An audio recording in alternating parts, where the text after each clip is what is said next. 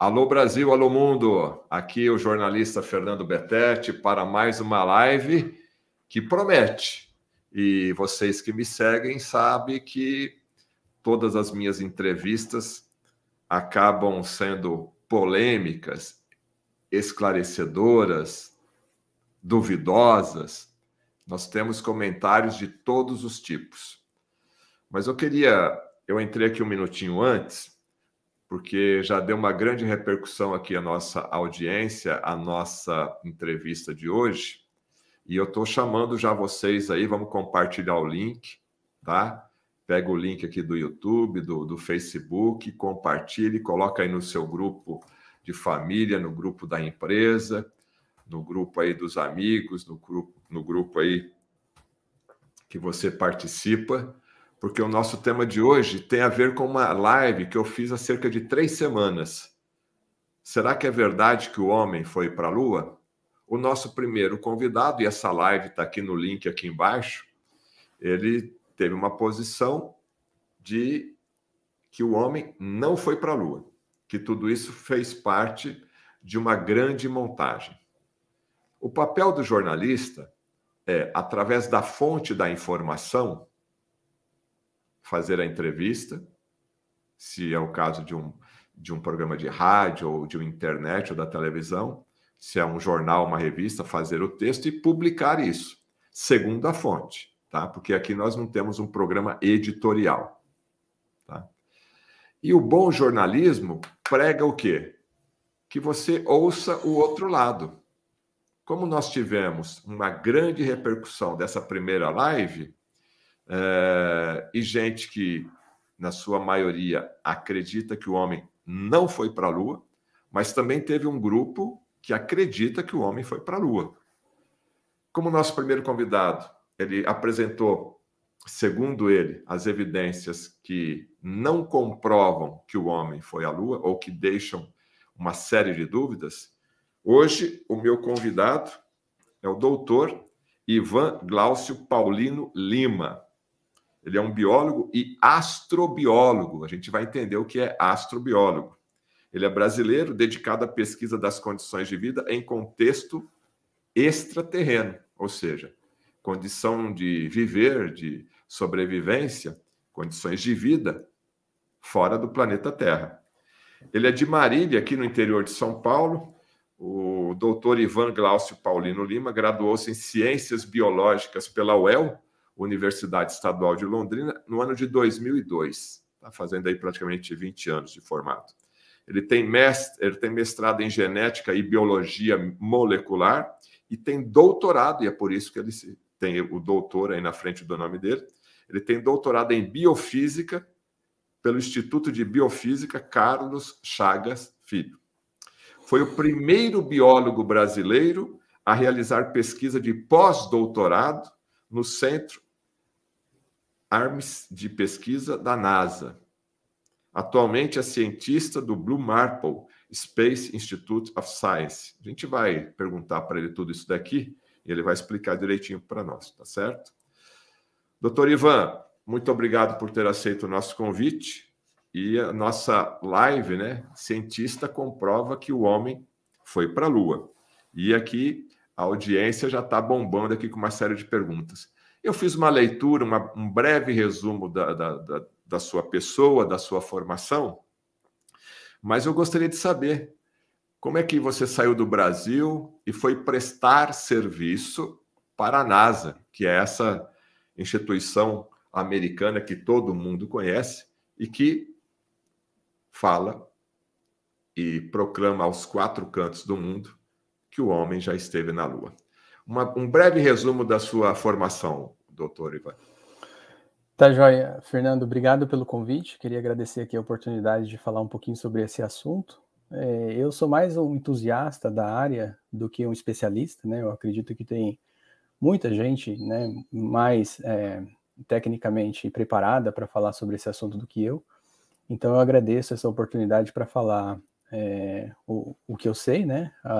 As informações que eu tive acesso e como eu já tinha uma apresentação sobre esse assunto, que eu apresentei por ocasião do Pint of Science em 2019, das 50 anos da chegada do homem à Lua, eu falei assim, né, eu posso apresentar essas informações.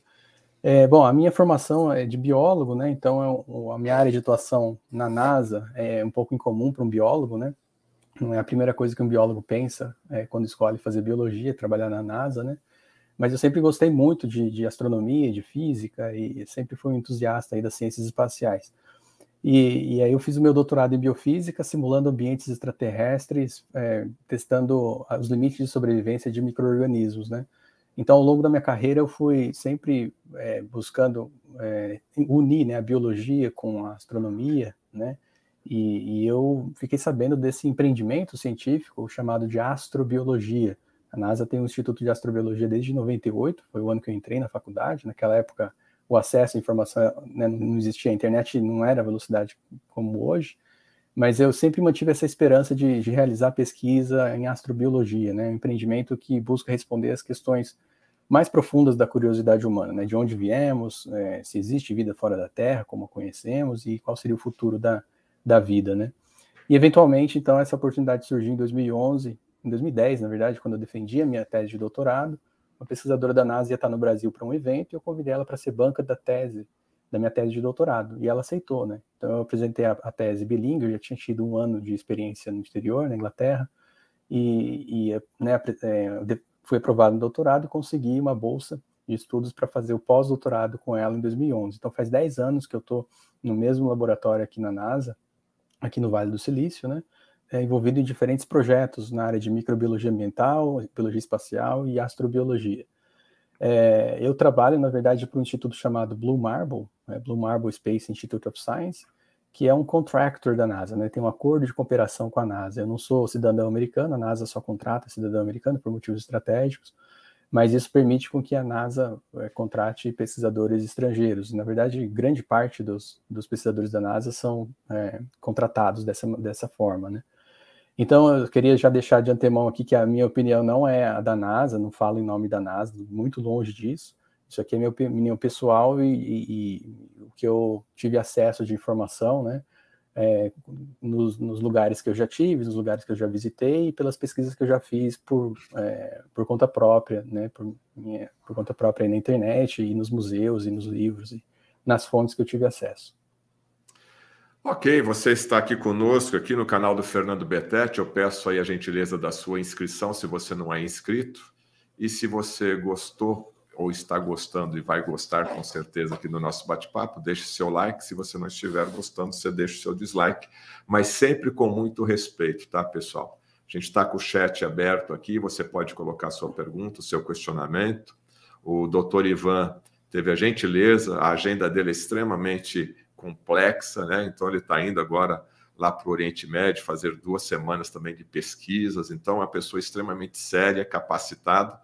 Tem gente que falando até conflito de interesse. Exatamente, é conflito de interesse mesmo. O Douglas do site do canal Inteligentista, ele veio e colocou o ponto de vista dele. Nada mais justo agora de que uma pessoa que trabalha no instituto que é contratado pela NASA para dar o seu ponto de vista também. Como é difícil a gente ter um cientista da própria NASA para abordar esse tema, como ele já convive com todas essas informações e é brasileiro, então ele já conhece a nossa cultura, já conhece aqui o jeito que o brasileiro tem a sua dúvida, então vai ser um bate-papo bem interessante. A gente vai começar porque nós temos mais de 60 slides que comprovam que o homem foi para a Lua.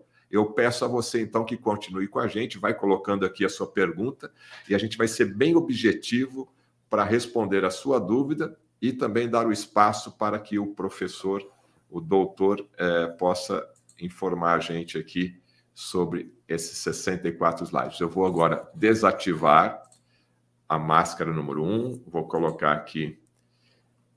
Está todo mundo aí? Está vendo aí, né, professor? Está vendo? Estou vendo, está tranquilo. E agora vamos aqui. Quer falar alguma coisinha desse slide? Eu só peço que o professor, o doutor Ivan, seja breve, porque a gente tem muito slide.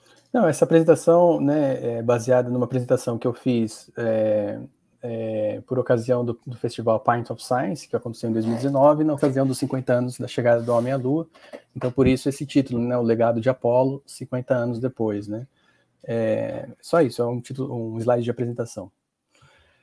Pode passar mais um, acho que tem o título, volta naquele lá. Esse. Bom, quando a gente fala da chegada do homem à Lua, a gente tem que entender um pouquinho de toda a construção que aconteceu, que permitiu que esse grande feito se realizasse, né? E aqui tá um grande marco aí na década de 50, né? Que foi o primeiro objeto, o artefato humano colocado em órbita, né? O satélite Sputnik, no dia 4 de outubro de 57, né? Então faz aí 64 anos desse acontecimento, e foi uma coisa assim, né, o pós-guerra, né, um período de bastante tensão política, que deu início à Guerra Fria, né, aquela tensão entre os Estados Unidos e a União Soviética, e isso deixou os Estados Unidos de cabelo em pé, né, com essa tecnologia que os americanos não dominavam, e já vinha existindo um investimento muito grande na parte de desenvolvimento de tecnologia, em termos de mísseis balísticos, intercontinentais, isso estava sendo desenvolvido nas duas grandes potências, né? Em 58, no ano seguinte, a NASA os Estados Unidos fundou a NASA, né? A NASA foi fundada em 58, um ano depois desse acontecimento aí do Sputnik. Próximo slide. Bom, então, em 2019, a National Geographic lançou uma série de reportagens e tem alguns gráficos aí que pode ser acessado nesse site, comparando, né, os principais acontecimentos de cada um dos lados dessa corrida espacial, né? Então, os russos começaram na frente com o lançamento lá do Sputnik, 57, e aí tem vários marcos, né, de cada uma das duas superpotências na época, né? Os soviéticos, eles começaram na frente e mantiveram-se na frente por vários, fizeram vários acontecimentos, né, antes dos Estados Unidos. Os Estados Unidos lançou o primeiro homem no espaço em 61, apenas 3 semanas depois do Yuri Gagarin, né, que foi dia 12 de abril de 61. E em maio, os Estados Unidos lançou o Alan Shepard, né, o primeiro americano no espaço, e foi um voo suborbital. Pode passar o próximo.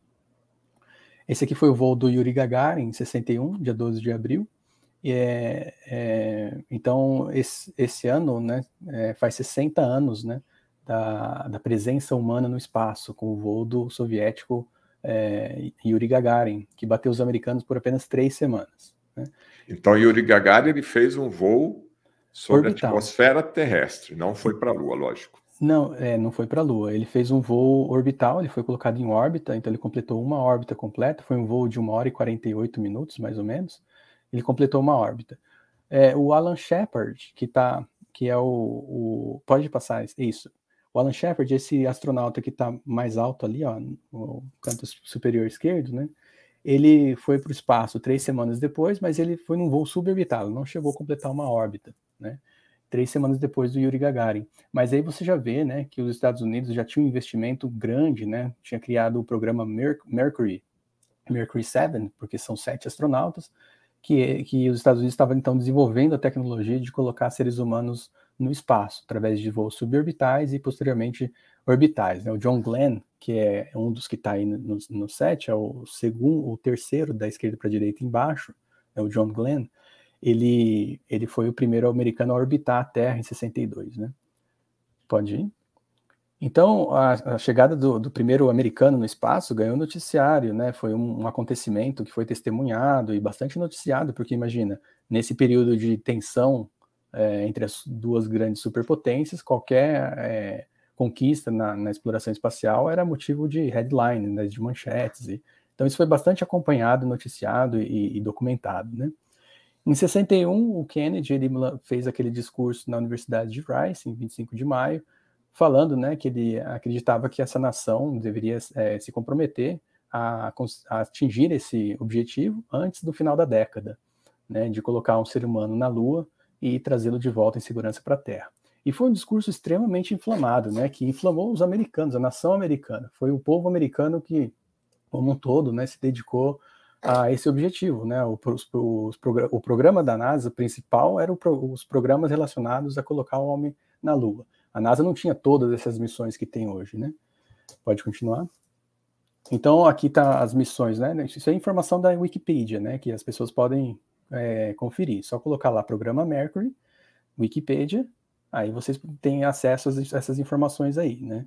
Tem várias fontes, eles colocam as referências lá, então vocês veem que teve várias missões em vários anos, de 61 a 63, então Freedom 7, Liberty Bell, cada um levava apenas um astronauta. Então, com isso, eles estavam desenvolvendo os sistemas, os dispositivos, os equipamentos para os voos orbitais, aqui os patches de cada missão, né, do programa Mercury. Próximo slide. Além dessas missões tripuladas, teve vários testes. Olha aqui, cada linha é um teste, né? Um teste que, cada teste desse fornece muitas informações aí para o programa espacial, né? Esse aqui só do programa Mercury, que tinha os 7 astronautas. Então, muita coisa foi testada, muita coisa falhou, muita coisa foi bem sucedida, sucesso parcial e assim por diante. Tem todos os dados aí dessas missões. Próximo, bom, aqui são as cápsulas, né? De cada uma dessas missões, o Freedom 7, que são expostos em museus nos Estados Unidos, né? Em vários museus, no Smithsonian Museum em Washington, Space Center em Houston e assim por diante, que o povo americano tem a oportunidade de conferir essas informações, que está tudo muito documentado, né? Depois do programa Mercury, teve o programa Gemini, que a cápsula era capaz agora de levar 2 astronautas dentro da cápsula, era uma cápsula um pouquinho maior, e o grande feito desse programa foi a acoplagem de 2 espaçonaves no espaço. Então foi até objeto da tese de doutorado do Buzz Aldrin. Né? O Buzz Aldrin é doutor em física, nesse tema, né?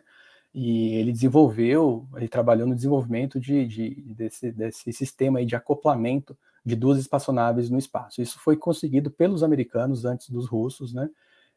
Foi uma das grandes coisas que os Estados Unidos conseguiu, né, em meados da década de 60 aí. Próximo. Aqui estão os patches de cada uma das missões do programa Gemini. Cada um levava 2 astronautas, então tem os nomes dos 2 astronautas.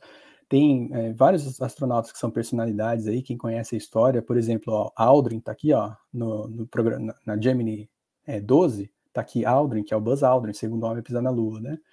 Ed White também, Virgil Grissom, que morreu na Apollo 1, e o Armstrong está aqui, ó, na missão, na Gemini 8, né? Então, você vê que tem toda uma sequência, né? Tem todo um desenvolvimento, né? O Armstrong, ele era um piloto exemplar, assim, um piloto que tinha uma qualidade, uma frieza e uma qualidade técnica altíssima, assim, ele era muito, como é que fala, reservado, né? E aí, depois do programa Mercury, depois do programa Gemini, teve o programa Apollo.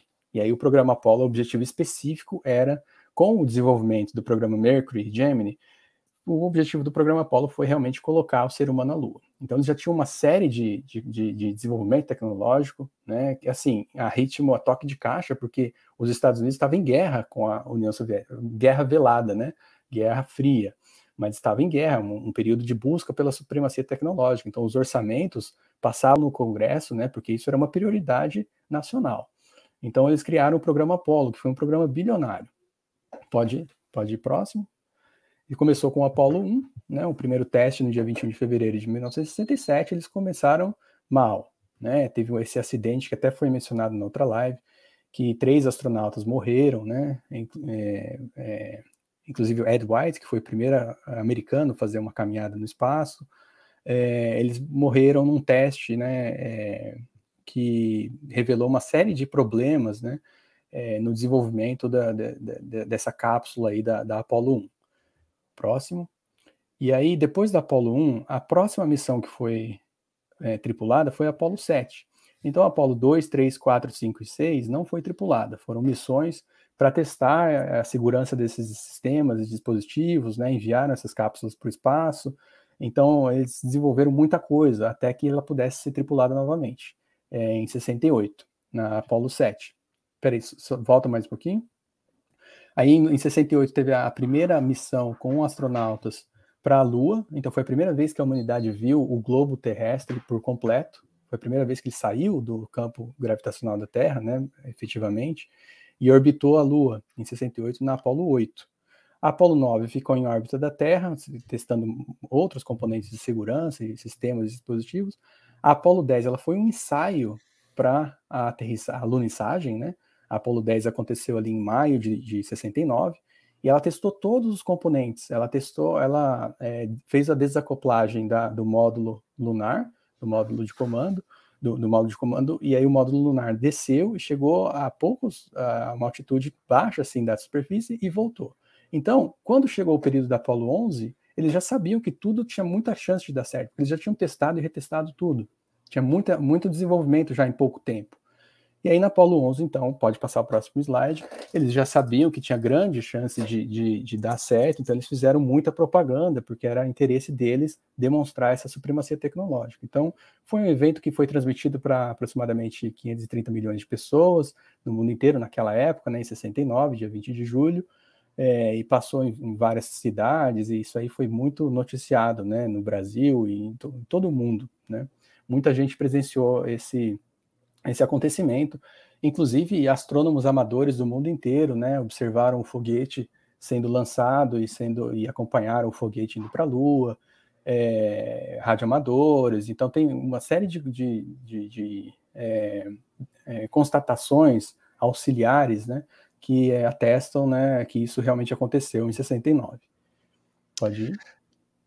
A nossa audiência aqui está fazendo uma série de comentários. Pessoal, mais uma vez eu informo a vocês aqui, no meu papel de jornalista é mostrar sempre os dois lados. Eu peço para que vocês fiquem atentos a toda a informação aqui do professor Dr. Ivan Glaucio Paulino Lina, que é um astrobiólogo que trabalha em um instituto que presta serviço para a NASA. Então, nós vamos receber aqui uma série de informações de um brasileiro que tem contato com toda essa informação lá. Então, vamos ficar atentos para que depois, você que assistiu a live do Douglas, do canal Inteligentista, você já tenha essa informação. Agora, vamos receber a informação aqui do Dr. Ivan, e depois, aí sim, você toma a sua conclusão. Uhum.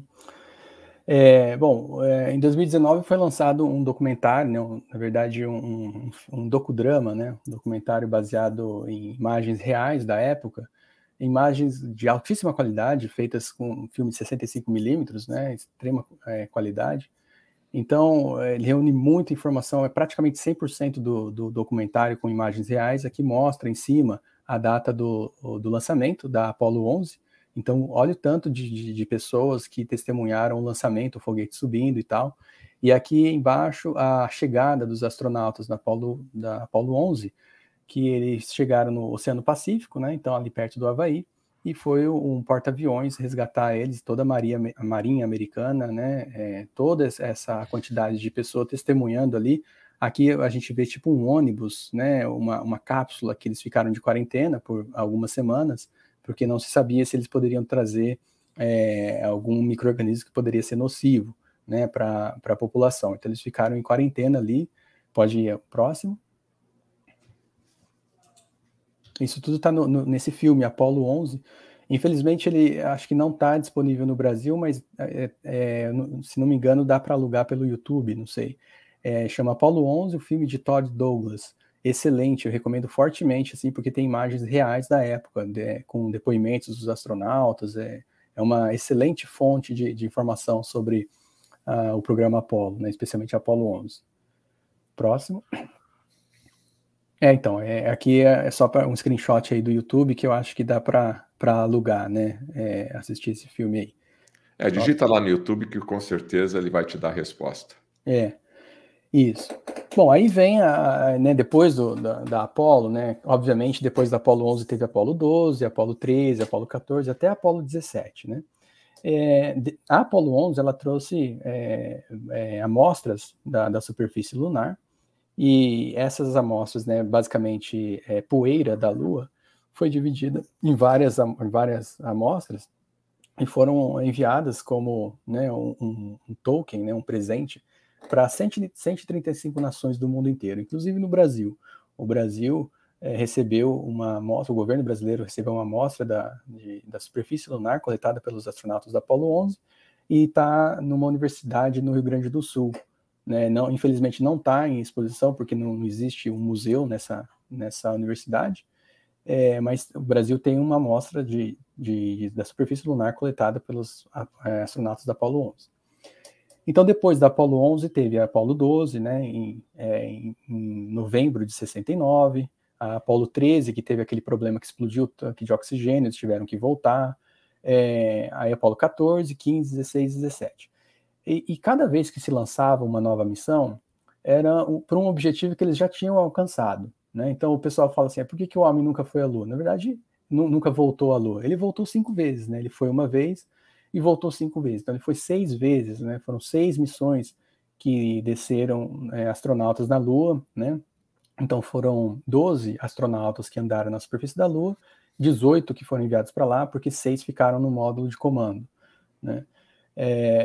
E chegou um momento... Bom, só o probleminha do Apollo 13, né? Tem até o filme com o Tom Hanks, que conta muito bem essa perspectiva aí dos astronautas, né?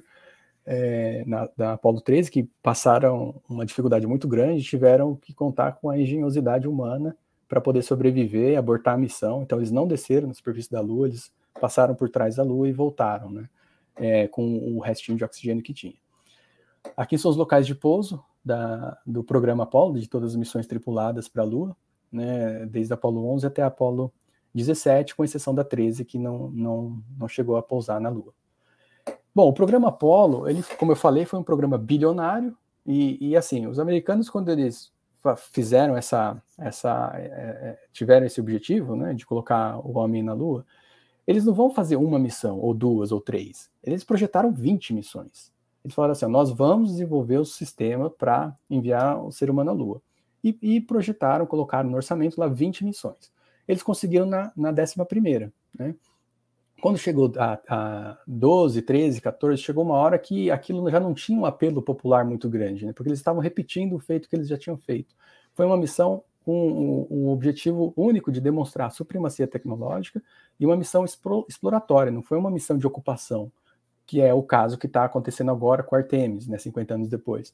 Foi uma missão apenas para demonstrar a tecnologia, a supremacia tecnológica, e uma vez que eles já tinham conquistado aquilo, né, quantos grandes exploradores na história da humanidade repetiram o feito mais de uma vez, né? O Amundsen, quando chegou lá na Antártica, entendeu? Os grandes exploradores, você vai para o Everest, você não vai todo ano no Everest, né?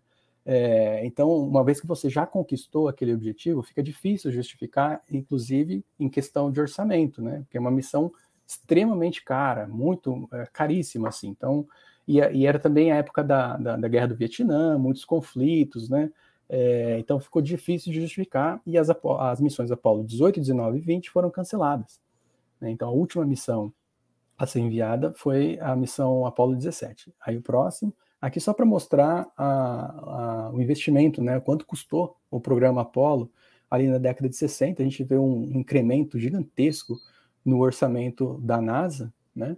Chegou a quase 4,5% de todo o orçamento federal, né?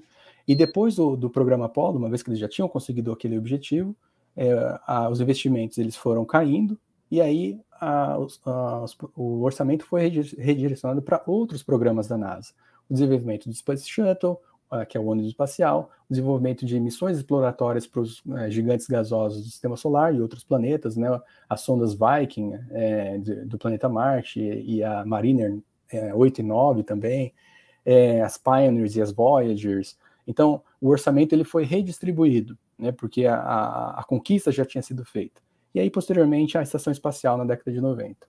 Então, só para comparar aqui, 4,5% do orçamento federal e atualmente 0,4%. Então, 10 vezes menos proporcionalmente, né? Pode ir.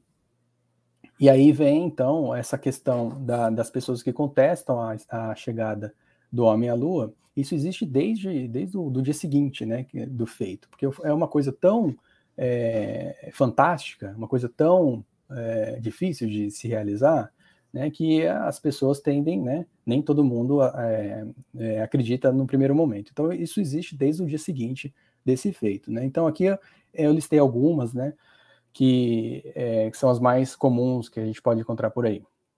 Bom, então você está assistindo aqui uma live no canal do Fernando Betete. Você que está chegando agora, nós estamos conversando com o professor Dr. Ivan Glaucio Paulino Lima, que ele é cientista brasileiro com pós-doutorado. Hoje ele presta serviço para o Instituto Americano, que também presta serviço para a NASA. E como ele está vivendo nos Estados Unidos e ele tem contato com todo esse tipo de informação, ele gentilmente cedeu o seu espaço para conversar aqui com a gente, sobre o ponto de vista dele, que ele tem acesso à informação que o homem, sim, foi para a Lua.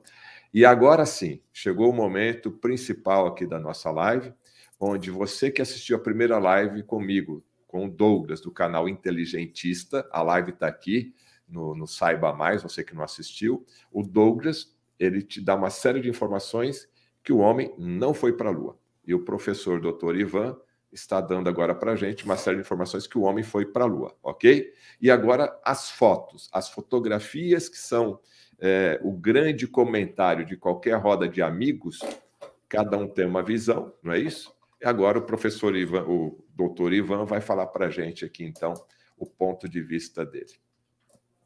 Bom, a primeira coisa, né, que acho que nem foi mencionado na outra live, mas é bastante comum a gente encontrar, é que as pessoas comentam que como é que a bandeira americana ela fica tremulando, sendo que não tem atmosfera na Lua, né? Existem várias coisas, né? Existe a questão da inércia, uma vez que você coloca ali, justamente por não ter atmosfera, não ter atrito, ela fica tremulando por um tempo maior do que se tivesse atrito. E também aquele poste, tem um poste horizontal, tem um poste vertical, que é colocado na superfície, mas tem um poste vertical também, que acabou sendo um pouco menor do que a bandeira, né? Então aquilo a bandeira não ficou completamente esticada, né? Essa primeira coisa aí, da bandeira dos Estados Unidos. Aí tem mais outras coisas que são comentadas, por exemplo, o número 2 ali, pode ir, próximo slide. Outra coisa que o pessoal fala é que nas fotografias não dá para ver as estrelas, né? Se a Lua não tem atmosfera, como é que nas fotos não dá para ver estrela? Isso aí é uma questão de exposição, né? Quando você ajusta a exposição para um objeto mais brilhante, você acaba não captando as estrelas, né? Como se fosse uma foto noturna aqui na Terra também, você não vai conseguir captar as estrelas se você estiver tirando foto de um objeto brilhante ou com flash, né? Ali tinha a fonte de iluminação, era o próprio Sol, né? E então, quando você ajusta a sensibilidade da câmera para uma determinada situação, você acaba não pegando os objetos menos luminosos. E eles tiraram milhares de fotos, né? O que a gente vê são apenas as fotos que funcionaram, né? As fotos que deram errado, os negativos superexpostos, os negativos subexpostos, isso aí não vai ganhar o noticiário, não vai ser, né, chegar nos relatórios, né? O que chega nos relatórios são as fotos que funcionaram, né, que mostram alguma coisa. E aí o pessoal fala da direção das sombras, é justamente isso daí, que as sombras, né, a direção das sombras não são alinhadas com uma fonte única de iluminação, mas isso é muito fácil de entender quando a gente pensa no relevo, né? O relevo, como ele é irregular, ele certamente vai formar sombras com direções diferentes, né? Isso é muito fácil de demonstrar experimentalmente também, né? Aí o 4, né? Que eles falam que não é possível ver a câmera do Armstrong, né? Quando ele tirou a foto lá do Buzz Aldrin. A luz da câmera refletida no visor do Buzz Aldrin, né? Bom, a câmera, eles não pegavam a câmera e faziam assim, né? Não tem como, né? Tem o capacete, tem a luva. Então eles tiravam foto aqui, a câmera ficava posicionada aqui no tórax, né? Então eles tiravam foto pressionando assim para baixo. E aí eles tinham que eles não tinham um visor, nada, né? Eles tinham que ir tirando meio que no achômetro ali, né? E eu tirando um monte de exposição, ajustando, né? Eles tiveram treinamento para ajustar e tal, mas não era uma facilidade como você pegar a foto e fazer assim. Então, por isso que não dá para ver, né, no reflexo ali. E aí o último, que é bastante comum também, que a chegada do Homem à Lua foi um espetáculo produzido por Stanley Kubrick, né? O Stanley Kubrick foi um dos maiores diretores de cinema. Um ano antes ele lançou um filme excelente, que até hoje é um dos clássicos da ficção científica, que é o 2001, Odisseia no Espaço, foi lançado em 68, um ano antes da chegada do Homem à Lua, né? Mas aí vem um argumento que, assim, o fato dele ser um grande cientista, né, e conseguir fazer aqueles efeitos especiais que ele reproduz lá, que ele mostra no filme 2001, Odisseia no Espaço, não tem nada a ver com a capacidade da NASA de chegar até a Lua, né? São coisas assim, um argumento não exclui o outro, né? Essas são as coisas, né, as dúvidas, né, as coisas que as pessoas falam, né? Agora vem o que se tem de informação, né, o que foi feito na Lua, né, quais são os experimentos, as evidências, as provas, né, de que o homem chegou na Lua. Um dos mais interessantes que eu acho é a instalação de refletores na Lua. Isso foi feito nas missões Apollo 11, 14 e 15, e aí tem as datas, né? Os astronautas, então, eles instalaram esses refletores que refletem, né, a luz de maneira extremamente eficiente. Ali dá para ver o tamanho da pegada dos astronautas em comparação com os refletores.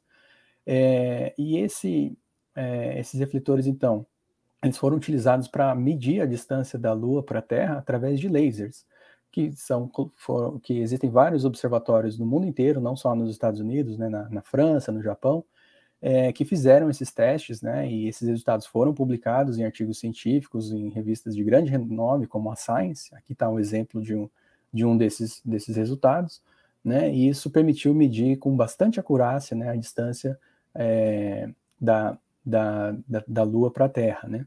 Os astronautas em todas as missões Apollo, eles trouxeram amostras de rocha lunar, né. Ao todo, das 6 missões que trouxeram rochas lunares, eles trouxeram 400 quilos de rocha lunar. Imagina isso, são 400 quilos, quase meia tonelada de rocha lunar foram trazidas nas 6 missões do programa Apollo. E essas amostras elas foram distribuídas para museus e institutos de pesquisa do mundo inteiro. Todas as pessoas têm a chance, né, os especialistas têm a chance de analisar essas amostras. Pode ir, mais um. Aqui está uma imagem ilustrativa, né, de como que isso funciona, né, um laser que chega na Lua em 1 segundo, aproximadamente, 1,1 segundo, né? Ela está a 384 mil quilômetros, e isso só se sabe por causa desse experimento de laser com essa acurácia, né? Um observatório que emite um laser e o sinal é captado de volta, né? Próximo. Como eu falei, essas amostras, a NASA tem uma curadoria dessas amostras de rocha e solo lunar, das amostras da superfície lunar. São mais de 400 quilos, né, que estão à disposição da comunidade científica. Qualquer especialista que tenha interesse em analisar essas rochas e que vai utilizar um método inovador, basta preencher um formulário e ser aprovada essa requisição, mas existe um mecanismo para acesso a essas amostras para fins de estudo, para qualquer pessoa do mundo, né, que tenha um objetivo específico, que seja interessante, inovador. Então, existe um mecanismo para acesso a essas amostras. E essas amostras também estão à disposição em vários museus do mundo, né?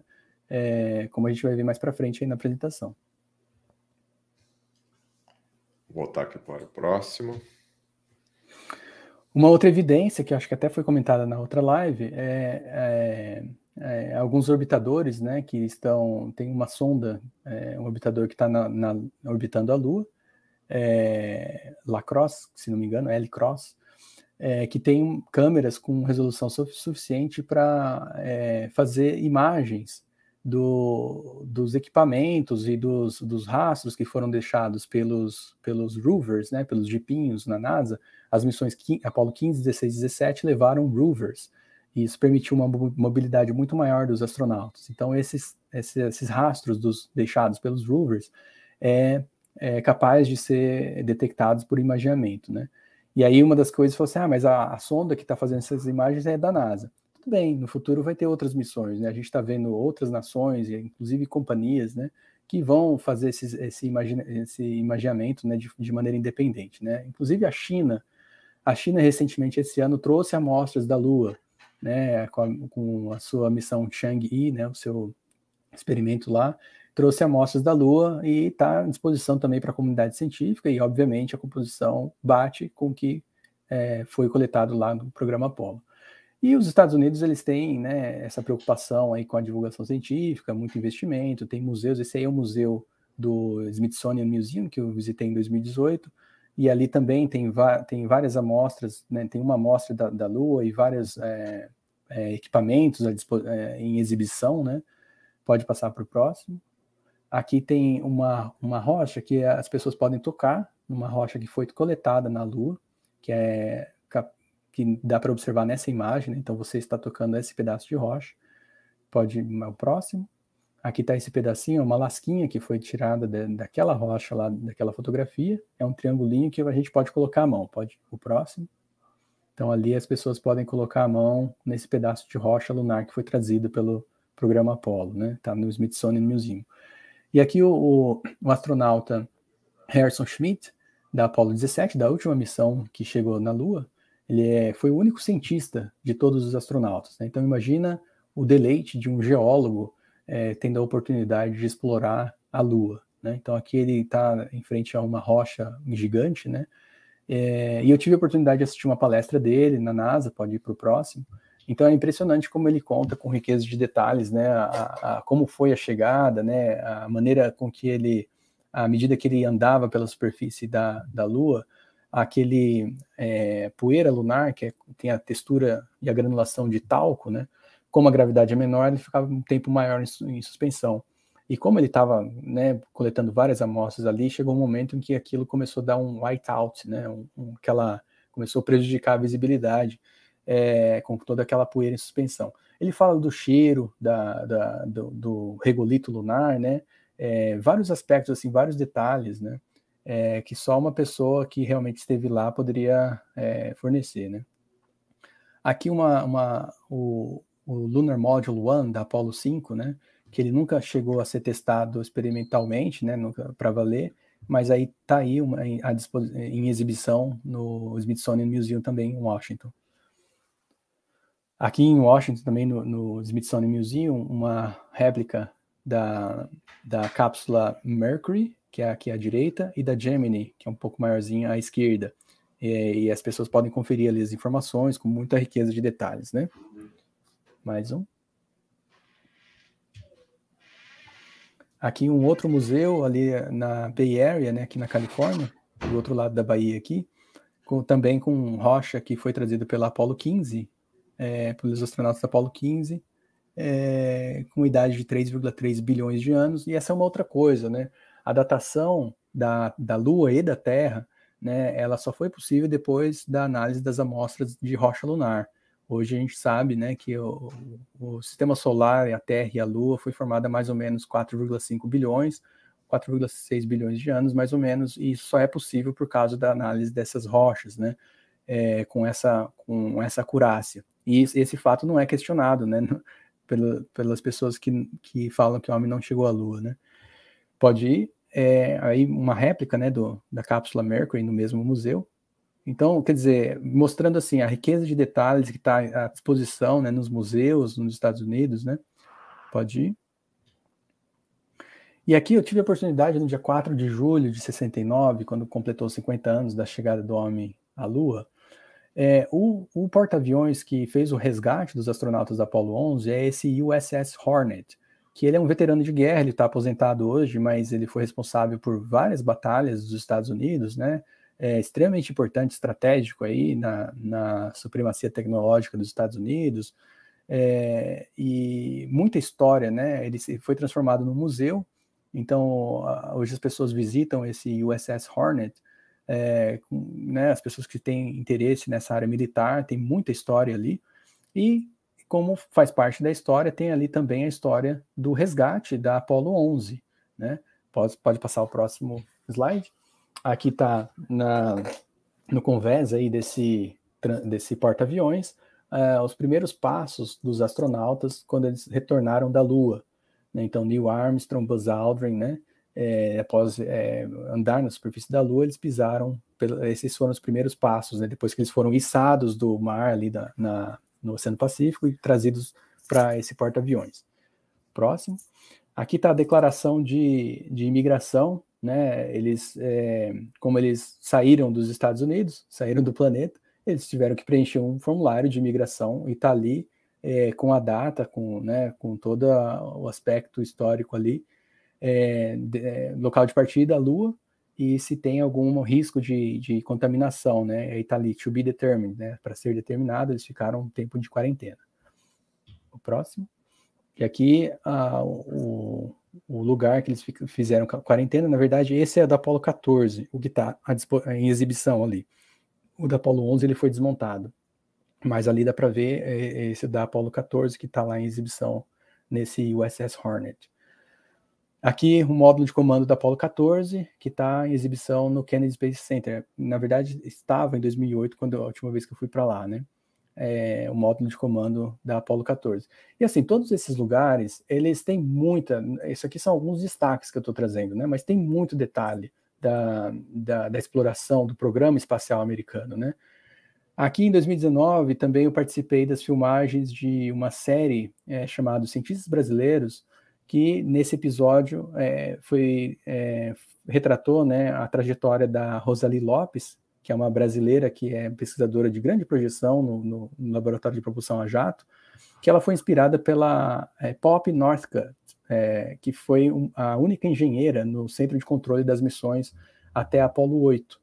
Então a Rosalie Lopes ela foi inspirada pela Poppy Northcutt e hoje é uma cientista planetária no Laboratório de Propulsão a Jato. Então esse documentário essa série está sendo produzida pela Quinópolis para o canal Curta, vai ser lançada no ano que vem.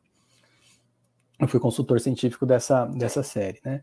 Então, depois da década, as missões Apollo ocorreram entre 69 e 72. Então, necessariamente dentro de um governo, né? Porque como o orçamento é gigantesco, num período de muito conflito, né? É difícil você sustentar, justificar, né, esse orçamento gigantesco por um longo período que transcende os governos, né? E o Nixon conseguiu isso entre 69 e 72. Aí as pessoas podem falar muita coisa, né, do aspecto político e tal, mas isso aconteceu entre 69 e 72. Na década de 70, então, a NASA redirecionou o seu orçamento para o desenvolvimento do Skylab, das missões Viking e Pioneer, das missões Voyager, das missões Mariner, então exploração de outros planetas, não apenas a Lua, porque a Lua não existe um objetivo comercial, não tem como você sustentar um modelo de negócio. Não tem como você ir lá e trazer, não tem nada que possa ser vendido aqui, entendeu? Então, uma vez que você já conquistou aquilo, não tem como você ficar voltando. Tanto é que nas missões Apollo 14, 15, 16, 17, as pessoas, as manchetes não faziam tanto sucesso mais. As pessoas não queriam mais saber das pessoas voltando para a Lua, dos astronautas, entendeu? Então, isso começou a perder apoio popular. Então, ela redirecionou o orçamento para outros programas. E o outro programa que foi muito caro também foi o Space Shuttle, um programa de 30 anos, de 81 a 2011, em que os Estados Unidos aumentou muito o seu acesso ao espaço, né, através dos ônibus espaciais, do Space Shuttle.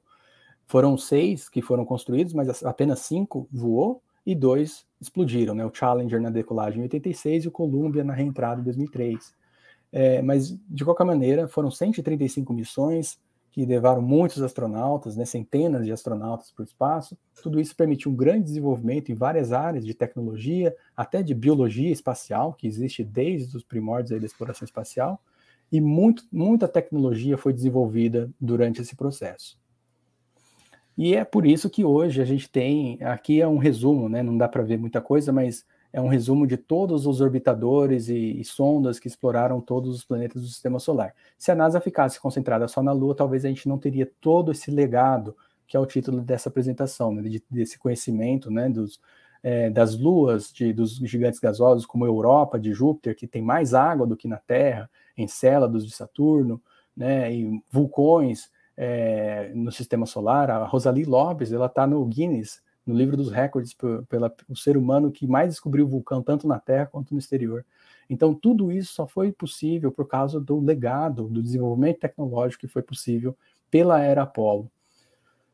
Hoje a gente tem tecnologia para construir essas sondas e robôs, pode passar, isso é só uma ilustração de um foguete, né? E aqui, uma grande coisa que aconteceu como herança do programa Apollo é a miniaturização dos componentes eletrônicos. Uma das principais fornecedoras de microprocessadores para o programa Apollo era uma empresa que chamava Fairchild Microsystems. E os seus desenvolvedores, os seus proprietários, um deles saiu da Fairchild Microsystems e fundou a Intel. E hoje a gente sabe que a Intel domina o mercado de microprocessadores e com o tempo, né, ao longo dos anos, foi reduzindo cada vez mais, né, miniaturizando esses sistemas, e hoje a gente vive num mundo imerso à tecnologia, né? Tudo isso é resultado aí da exploração espacial, puxando, né, pressionando os limites aí da tecnologia. E a NASA tem essa página com uma lista de mais de 1.800 tecnologias que são resultado direto do desenvolvimento do programa Apollo. Isso fora os outros programas, fora as outras centenas de projetos e missões e programas que existem atualmente na NASA. Né? Quando eu vou para o Brasil, eu passo ali no museu, né? no gift shop, né? Na lojinha aqui da NASA, e todo ano eles têm um compêndio com as tecnologias que foram transferidas para a população. E cada ano é um livro grosso, assim, com centenas de páginas, centenas de tecnologias que são transferidas, né, através da exploração espacial. E o maior de todos os programas é o programa Apollo, né, com mais de 1.800 tecnologias revertidas para a população. E agora o próximo grande programa da NASA é o programa Artemis, ou Artemis, como eles falam aqui, né, de retorno à Lua e ida a Marte. Né, a Artemis, na mitologia grega, é a irmã de Apolo.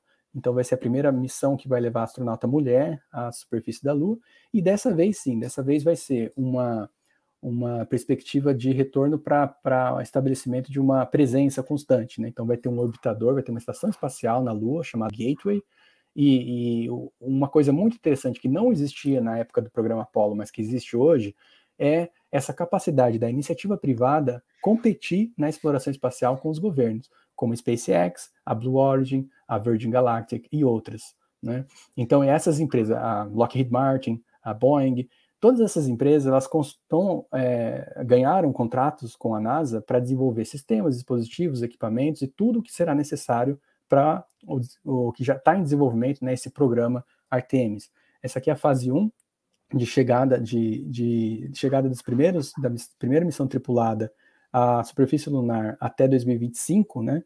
Aqui esse 2024 agora já está para 2025, mas já tem muito desenvolvimento feito, né? O Space Launch System, novo foguete da NASA, o Elon Musk também desenvolvendo o seu foguete superpoderoso, e toda essa participação aí da iniciativa privada que viabiliza agora, então, um projeto de chegada à Lua para ocupação.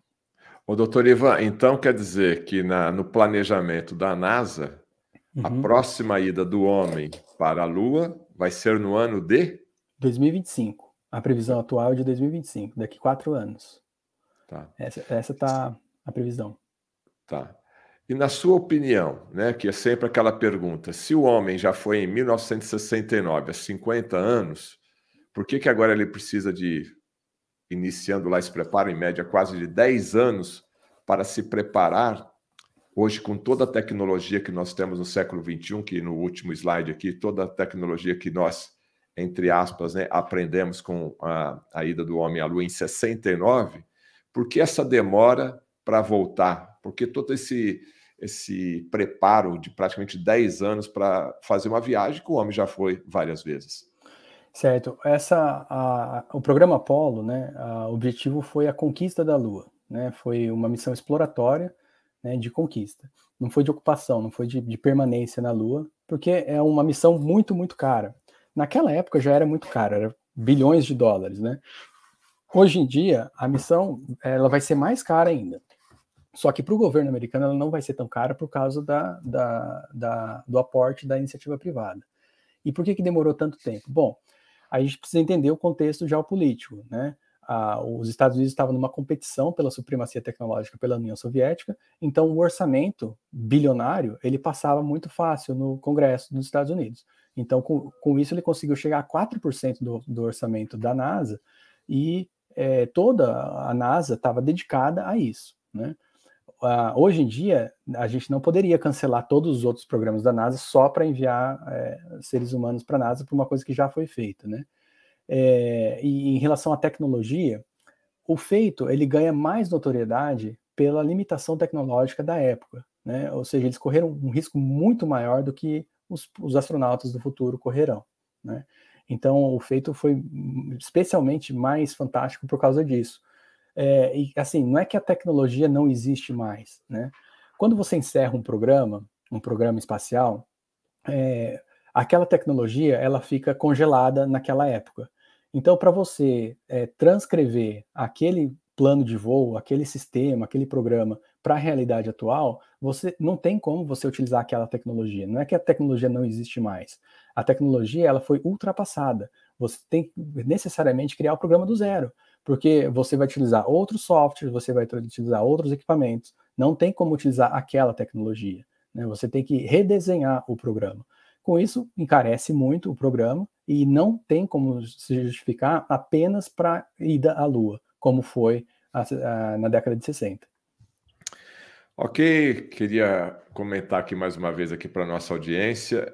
Eu já fiz uma live com o Douglas do canal Inteligentista, onde ele colocou a posição dele. Eu, como jornalista, estou agradecido aqui ao Dr. Ivan, que também gentilmente cedeu o seu espaço e está colocando o seu ponto de vista. Então, você agora vai ter exatamente os dois contrapontos para você formar a sua opinião, tá certo? Se você está chegando agora, se inscreva no nosso canal. Se você está gostando, dê o seu like. Se você não está gostando, deixe o seu dislike. O pessoal está perguntando aqui, eu vou cortar um pouco aqui o nosso fluxo.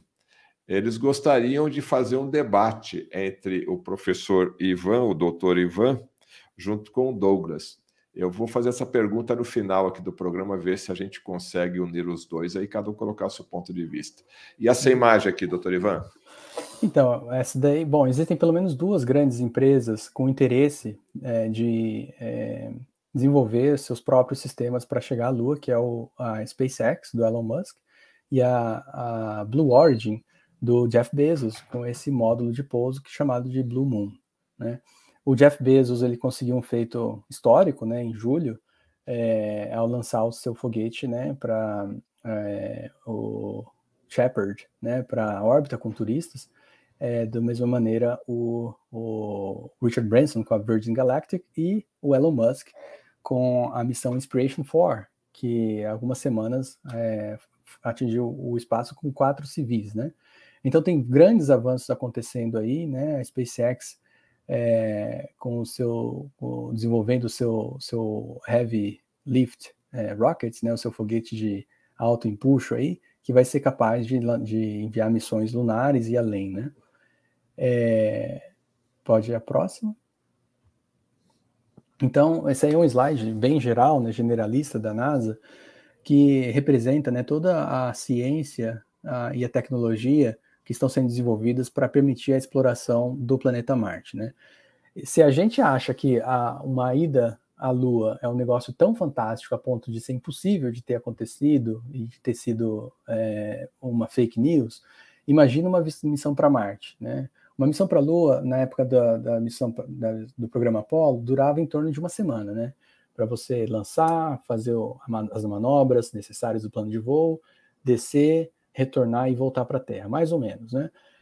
Uma missão para Marte vai demorar 9 meses só de ida. E aí tem que esperar o realinhamento dos planetas e aí voltar para a Terra, então entre 3 e 4 anos aí no mínimo, né? Então vai ser assim, a maior aventura da humanidade. Com a tecnologia atual é impossível ir para Marte, né? Com todos os riscos, né, que existem, mas tem muita ciência, muita tecnologia sendo desenvolvida para permitir esse grande feito de exploração humana. Aqui já estamos caminhando aí para o final da minha apresentação. Eu só queria comentar, né, dessa iniciativa que nós estamos começando no Brasil. Então eu faço parte do Blue Marble Space Institute of Science e a gente está criando um braço do Blue Marble no Brasil chamado Blue Marble Brasil. Eu estou liderando essa iniciativa juntamente com o professor Rafael Loureiro e a Priscila Lange, que são do Rio de Janeiro, mas o Rafael ele é professor na Winston-Salem State University e a Priscila Lange é pesquisadora no Rio de Janeiro.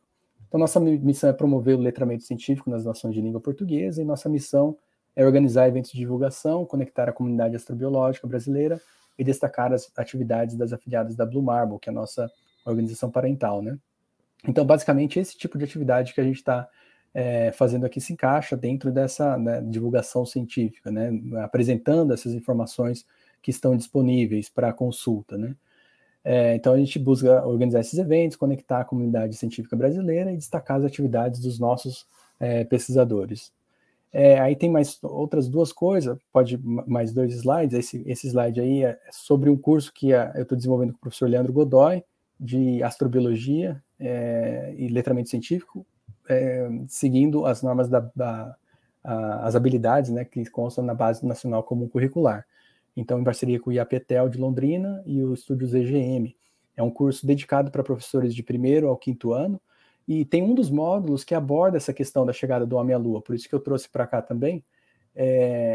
Os professores dessa faixa etária são os pedagogos que não necessariamente tiveram uma formação muito ampla nas ciências naturais e que acabam tendo que passar esse conteúdo, né, as fases da Lua, as estações do ano e assim por diante. Então, nosso objetivo fazer esse curso seguindo as habilidades da BNCC, vídeos curtos de 10 minutos, são 20 vídeos, a gente está na fase final de produção aí. Aí só tem um videozinho, se você puder passar, de 1 minuto, sobre esse curso aí de letramento científico. Esse aqui? Isso, é 1 minuto só, 1 minuto e pouquinho. Só dá o play. Se puder aumentar o áudio aí.